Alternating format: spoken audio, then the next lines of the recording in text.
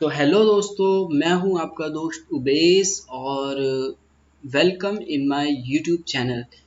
इस वीडियो में हम इलस्ट्रेटर से रिलेटेड बातें करेंगे। तो ये जो मेरा कोर्स होने वाला है ये बिल्कुल फ्रेंडली होने वाला है। अच्छा, अब थोड़ी सी बात ज़रा इलस्ट्रेटर से रिलेटेड कर लेते हैं। एडोबे इलस्ट्रेटर का यूज़ हम लोगोस बनाने में, इलस्ट्रेटेड पिक्चर्स बनाने में करते हैं। ठीक है। तो बहुत सारे लोगों को ये शक रहता है कि मतलब ये इमरान अली डीना एक यूट्यूब पे इसी कंटेंट की वीडियो डालते हैं कि उन्होंने भी समझा रखा है कि कुछ लोगों का ये शक है कि Adobe Photoshop and Adobe Illustrator both are same लोगों का कहना है। बट एडोबे इलस्ट्रेटर और एडोबे फोटोशॉप दोनों अलग हैं। फोटोशॉप फ़ोटोज़ एडिट करने के लिए, ये इलस्ट्रेटेड फ़ोटोज़ के लिए होता है। तो इसको वक्त ना गवाते हुए चलिए शुरू करते हैं सिलेक्शन टूल के बारे में। पहला टूल है सिलेक्शन टूल है। और सिलेक्शन टूल कैसे काम करता है, तो ये जो मैंने खोला है ये इंटरफेस है 2023 का लेटेस्ट वर्जन एडोबे इलस्ट्रेटर का। अगर आपको इसको डाउनलोड करना है तो मुझे कमेंट करना, मैं लिंक फिर ऐड कर दूंगा। अगर आपको किसी को ज़रूरत हो कमेंट करना, फिर मैं आपको लिंक दे दूंगा। ठीक है, डिस्क्रिप्शन में ऐड कर दूंगा या पिन कर दूंगा। तो ये है कुछ इस तरीके का इंटरफेस 2023 का लेटेस्ट वर्जन। ये जो मतलब ये तो मेरे डिज़ाइन हैं। तो यहाँ से आप अपने डिज़ाइन जो है वो क्रिएट कर सकते हैं नए नए A4 के लिए, पोस्ट कार्ड के लिए, वेब लार्ज के लिए, आईफोन्स के लिए, इन सब चीज़ों के लिए। अब साइड में आ जाते हैं, लेफ्ट साइड में। तो ये दो हैं, एक एक क्रिएट न्यू और दूसरा है ओपन। ओपन से क्या है, आप इसमें अपने मतलब कंप्यूटर से भी कोई वो उठा सकते हैं फ़ोटो, या फिर कंप्यूटर में आपने अगर कुछ डाल रखा होगा वो। क्रिएट न्यू पे आते हैं। क्रिएट न्यू पे आपको नया प्रोजेक्ट के लिए कहेगा ये। और नए प्रोजेक्ट का इंटरफेस कुछ इस तरीके से है। ठीक है, रिसेंट में जो तुमने यूज़ करे हैं सेव्ड के लिए, मोबाइल के लिए, वेब के लिए, प्रिंट के लिए, 2023 का जो लेटेस्ट वर्जन है इसमें कुछ एडवांस भी है। अच्छा, इधर आ जाते हैं, ये आपका प्रोजेक्ट का नाम है। ठीक है, या आप कितने पिक्सल्स में, अब पिक्सल्स को चेंज करके आप पॉइंट्स में भी या इंचेस में भी, पिकास में भी, और ये मिलीमीटर्स, सेंटीमीटर्स, इनमें भी यूज़ कर सकते हैं। ठीक है। अब इसमें एक बहुत बेहतरीन चीज़, मतलब मैं कहूँ, हिंदी ट्यूटोरियल तो है ही, तो हिंदी वर्ड तो यूज़ कर सकते हैं। एडोबे इलस्ट्रेटर में मतलब इसके अंदर ये जो आर्ट बोर्ड है इसके अंदर आप पेजेस ऐड कर सकते हैं। मान लो मुझे 2 पेजेस पे काम करना है तो मैं यहाँ 2 लिख दूंगा। मुझे 3 पे काम करना है 3, मुझे यहाँ 10 पेजेस में काम करना है तो मैं यहाँ पे पेजेस ऐड करता रहूँगा। इससे बहुत सारे फ़ायदे होते हैं। जैसे मान लो मुझे 2 लोगो बनाने हैं और दोनों ही मतलब एक पेज पे बनाने, मतलब एक उसमें बनाने हैं, एक फाइल में बनाने हैं। ठीक है, तो मैं एक फाइल में 2 लोगो बना सकता हूँ, लेकिन अलग अलग उनके पेजेस में। ठीक है, और दोनों को सेव में मैं अलग अलग करूँगा। फिर ये अच्छी चीज़ है, ये बाद में देखेंगे। तो आ जाते हैं अपने एडोबे इलस्ट्रेटर के इंटरफेस पर। तो ये कुछ एडोबे इलस्ट्रेटर का इंटरफेस है। ठीक है, तो अगर हम इसके लेफ्ट साइड में देखें तो लेफ्ट साइड में ये जो है इनको बोलते हैं टूल्स, यानी काम जिनसे किया जाएगा, है ना, जिनका यूज़ करके हम लोगोज वगैरह एडिट करेंगे। ये जो है इनको पैनल्स बोला जाता है, बाकी ऊपर का बाद में देखेंगे। तो ये जो आइकन दिख रहा है जिस पर मेरा ये माउस का ये है, इसको ही बोलते हैं सिलेक्शन टूल। अब इसके काम क्या क्या हैं, ये जो ब्लैक मतलब ये जो मैं घुमा रहा हूँ, this is called a selection tool. अब इसके बहुत सारे काम हैं। जैसे एज्यूम दैट मैंने एक रेक्टेंगल बना लिया। ठीक है, अब इस सिलेक्शन टूल के क्या क्या काम हो सकते हैं।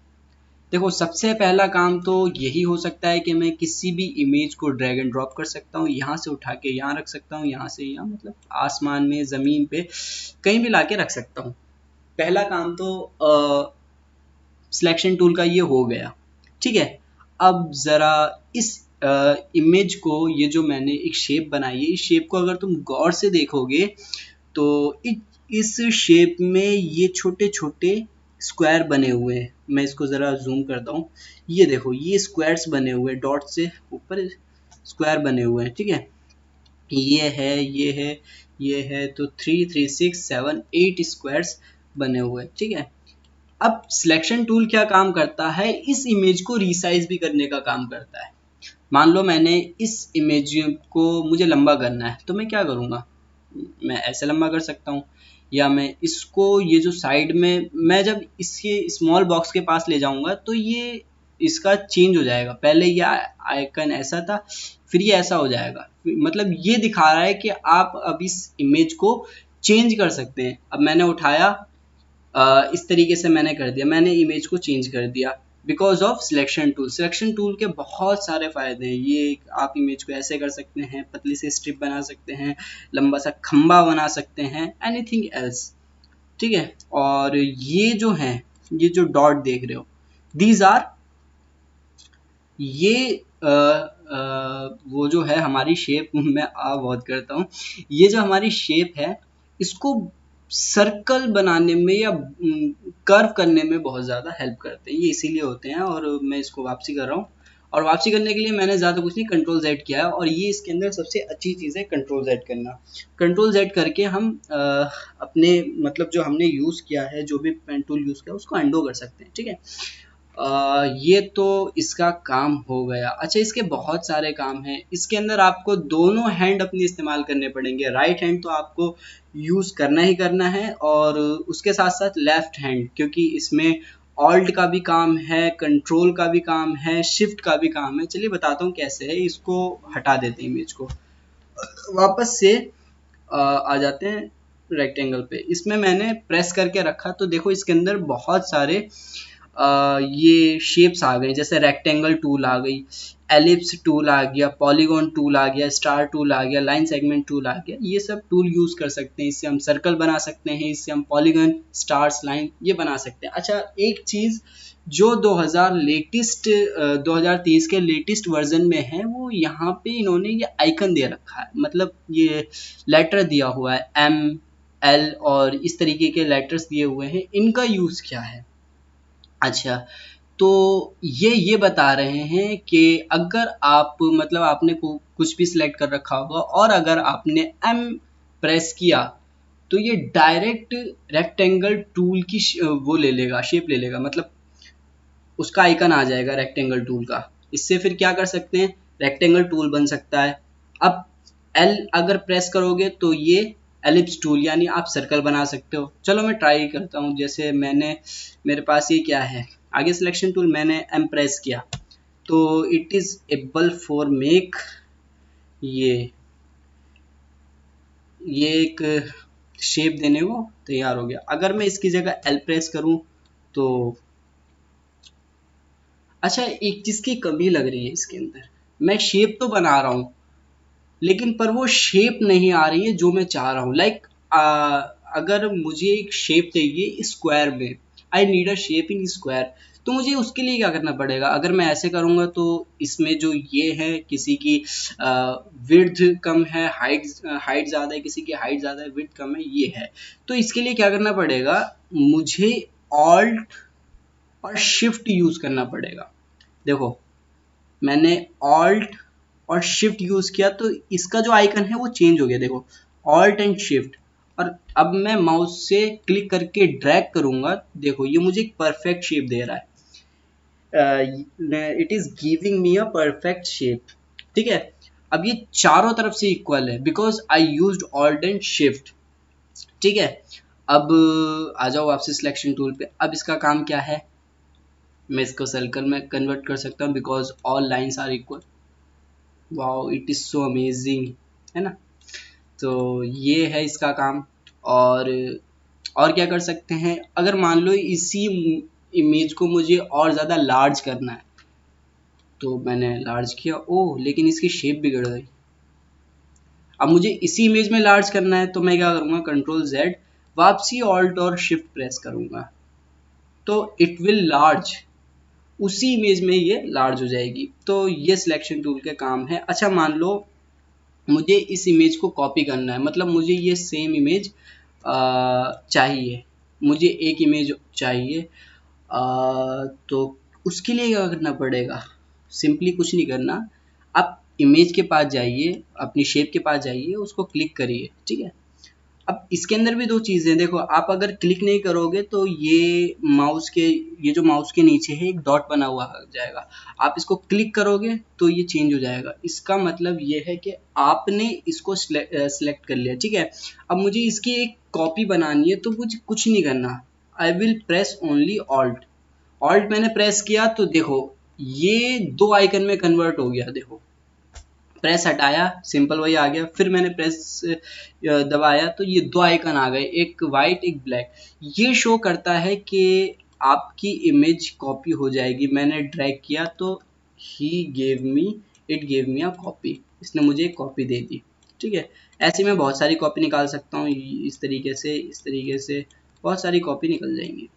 तो ऑल्ट के साथ आप कॉपी निकाल सकते हैं। अच्छा, अब मुझे कॉपी निकालनी है, लेकिन वो मुझे ऊपर नीचे नहीं, बिल्कुल इसकी साइज में चाहिए, तो उसके लिए क्या करना पड़ेगा, ऑल्ट और शिफ्ट प्रेस किया तो ये देखो बिल्कुल परफेक्ट, ये पूरी परफेक्ट तरीके से इसने एक इसको शेप दे दी, और मतलब इसको कॉपी कर दिया, लेकिन इसकी अलाइनमेंट चेंज नहीं हुई, ठीक है। अब इससे तुम अब सिलेक्शन टूल तो पता ही चल गया इसके क्या क्या काम हैं, और इसके भी बहुत सारे काम हैं, आगे हम बात करेंगे। जैसे मान लो कि मैं अगर मुझे एक पैटर्न बनाना है सिंपली, चलो इसी में ही एक पैटर्न बना लेते हैं, ठीक है। पैटर्न किसका बनाए, इसी का ही बना लेते हैं, क्या बोलते हैं इसके, स्क्वायर का, ठीक है। तो मैंने क्या किया, और हाँ, इसको अगर हम खाली शिफ्ट का यूज़ करेंगे तो देखिए ये एक तरफ से स्क्वायर टाइप में लार्ज हो सकता है, स्मॉल हो सकता है, ठीक है। मुझे क्या करना पड़ेगा, इसको मैंने साइड में रखा, मैंने वही करा, ऑल्ट एंड शिफ्ट, ठीक है। It gave me a copy, इसने मुझे एक कॉपी दी। अगर मैंने बिना कुछ किए कॉपी के बाद अगर मैं डी दबाऊं, कंट्रोल डी, ठीक है, तो ये मुझे वापस कॉपी देता जाएगा, क्योंकि जिस तरीके से मैंने फर्स्ट टाइम कॉपी किया है ये मुझे वैसी कॉपी देता चला जाएगा, ये देखो दे रहा है ना। और इसने मुझे कॉपी दे दी, इसको मैं सबको सिलेक्ट कर सकता हूँ और यहाँ पर ऐसे लगा दिया, ठीक है। इसको थोड़ा सा स्मॉल कर लेते हैं, थोड़ा अट्रैक्टिव दिखेगा, ठीक है। इन सबको मैंने करा, फिर से मैं ऑल्ट और शिफ्ट दबाऊंगा, ठीक है। तो ये देखो कंट्रोल डी डी डी, ठीक है।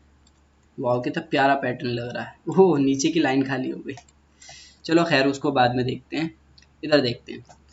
तो ये पूरा पैटर्न बन गया। अब इसके बाद ज़रा इस पे गौर करते हैं कि मैंने जो इमेज सिलेक्ट करी है इसके अंदर दो कलर है, ठीक है। एक वाइट दिखा रहा है जो कि इसके अंदर फिल है, अगर मैं इसको यहाँ लाऊंगा तो ये क्लियर दिखेगा, ये अंदर जो है this is white, white colour and, और इसके जो बाहर देखूंगा है ना, ये कौन सा कलर, ये ब्लैक कलर है, ये इसकी मान लो, इसकी बाउंड्री मान लो, आउटलाइन मान लो, ठीक है। तो बेसिकली इसके अंदर दो कलर यूजेस होते हैं, ठीक है। इसको हम, ये लिखा आ रहा है ना स्ट्रोक, इसको बोलते हैं हम स्ट्रोक, और इसको बोलते हैं फिल। इसके अंदर शेप के अंदर जो भरा हुआ है वो फिल है, मतलब भरा हुआ है। और इसके जो बाहर है इसको बोलते हैं स्ट्रोक। अब इसका अब इसके क्या क्या फ़ायदे हैं चलिए देखते हैं, इसी के अंदर हम बनाते हैं। इसके अंदर मान लो कि मुझे कुछ के कलर चेंज करने हैं, तो मैं इसको शिफ्ट के साथ प्रेस करूंगा, शिफ्ट के साथ मैं कोई सी भी इमेज को प्रेस करूंगा तो वो उस इमेज के साथ सिलेक्ट हो जाएगी। जैसे मान लो आई प्रेस इट, तो दो प्रेस सिलेक्ट हो गई, ये हो गई, ये मान लो ये कर लिया, ये कर लिया, इसको हटा देते हैं, ठीक है। तो जो जो इमेज सिलेक्ट हुई हैं उनके पास एक डॉट है, सबूत है कि हाँ आई एम सिलेक्टेड, मैं सिलेक्टेड हूँ, ये बने हुए, ठीक है। इस तरीके के डॉट बने हुए हैं, ठीक है। अब मैं इनके इसमें डबल प्रेस करके इसके अंदर कलर चेंज कर सकता हूँ, लाइक अगर मैं ये करना चाहूँ, ये करना चाहूँ, ये करना चाहूँ, तो ये हो गया, देखो कितना प्यारा लग रहा है, मतलब इतना भी नहीं लग रहा, खैर अच्छा लग रहा है, ठीक है। अब इनकी अगर मैं ये जो स्ट्रोक हैं, स्ट्रोक को हटाना चाहूँ तो वो भी मैं कर सकता हूँ, यहाँ पे गया, ये देखो 3 ऑप्शन आ गए। आप इसके अंदर ये फिल ही रहने दो, या आप इसके अंदर ग्रेडियंट डाल सकते हो, या आप इसको हटा सकते हो। हटा सकते हो तो इस पे क्लिक करो, ये हट जाएगा। तो और ये निकल के आया कुछ, ये आया है इधर से, ठीक है, इसको देखते हैं बाद में। तो ये पैनल्स का काम आगे देखेंगे। तो यही कुछ यूज़ हैं सिलेक्शन टूल के। और आगे इसका यूज़ कैसे होगा, और आगे डायरेक्ट सिलेक्शन टूल का क्या काम है, ये पेन टूल का क्या काम है ना, और ये कर्वेचर टूल का क्या काम है, शेप्स हम कैसी कैसी बना सकते हैं, टेक्स्ट हम क्या क्या डाल सकते हैं, हम और ऐड कर सकते हैं या नहीं कर सकते, वो आगे मैं आपको वीडियोस में, आने वाली वीडियोस में बताता रहूँगा। और सिलेक्शन टूल का वैसे इतना ही बेसिकली मैंने जितना यूज़ किया है फ़िलहाल आप लोगों के लिए उतना मैंने बता दिया। वैसे अगर आप बेगिनर्स हो तो दिस इज़ वेरी मतलब वेरी पावरफुल, वेरी ज़्यादा ही कंटेंट होगा तुम लोगों के लिए। तो इतना ही, अगर आप बेगिनर्स हो तो आपके लिए इतना ही काफ़ी है। अगर आपको पता है तो आप मुझे कमेंट करना कि आपको जो जो टूल नहीं आते मैं आपको बता सकूं। और इस वीडियो में बस इतना ही, और मिलते हैं फिर अगली वीडियो में। Tata bye.